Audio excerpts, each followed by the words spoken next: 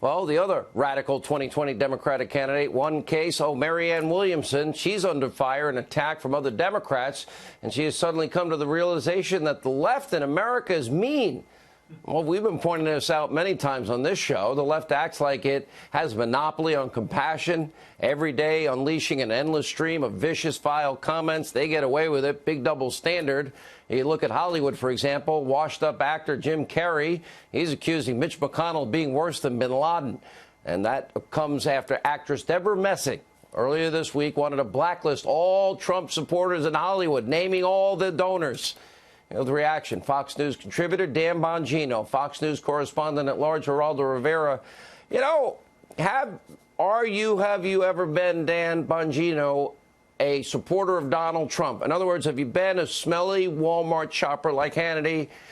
Are you an irredeemable deplorable? I'm proud to shop at Walmart. I'm proud to be called a deplorable. And yes, I humbly cling to my God, my guns for protection.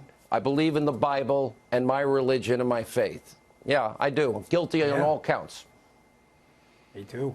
Yeah, Marianne Williamson, I mean, I don't know where she's been. Me having run for office, I'm intimately familiar with the atrocious left and how they treat conservatives. But it's for a reason, Sean. I've said this before, but it's worth the audience tuning into and listening to. We think liberals are people with really bad ideas, but liberals don't think the same of us.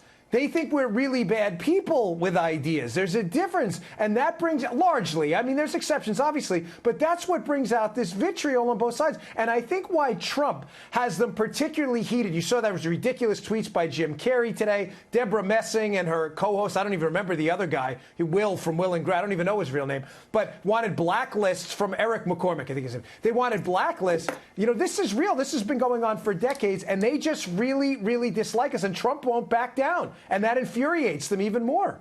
And by the way, he did win on the wall, Geraldo. Remember I said he's changing strategy. He's not giving up. Well, now he's promising he wants 500 miles of that wall built, $3.6 billion. Yes, reallocated, as he said he promised he would get done. But overall, how do you assess these climate change fanatics? Well, I think that what is very telling is the Biden segment you did and Joe, friendly Joe, lovable Joe, committing gaffes. It's gaffes. It's a benign, flub. It's not a really meaningful, substantive issue. They give him a pass on. In Trump's case, because he looks like he doesn't want to be there to me, and he looks like he has no energy, and he looks like he's aged 1,000 years since he left office. All that true, but you have the situation where he gets a pass for making a mistake. President Trump, on the other hand, when he makes a mistake, it is either a lie or he's stupid. There is a maliciousness. There's a malignancy in the criticism of the president that does not exist the other way around. And I think that it's very unfortunate and very telling.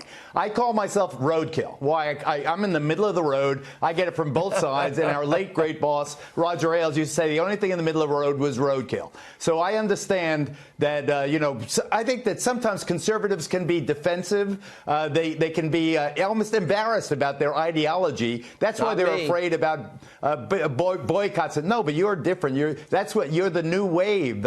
And Fox News Channel has really changed the playing field in that regard. Some of us. But the left, the criticism I get, for instance, on the left, roadkill. But from the left, I get that it's pretentious, it's smug, it's arrogant. They're smarter than me. They throw adverbs, sleazy, this or that. It is so discomforting to me and so angering to me that I hear these people. What is this? You know what the difference is with you, Geraldo? Even though we have this, I'm going to tell you what the difference is, and I say this as a dear friend who respects you're coming up on your 50 years, and you have had remarkable work in war zones, what you did at Willowbrook.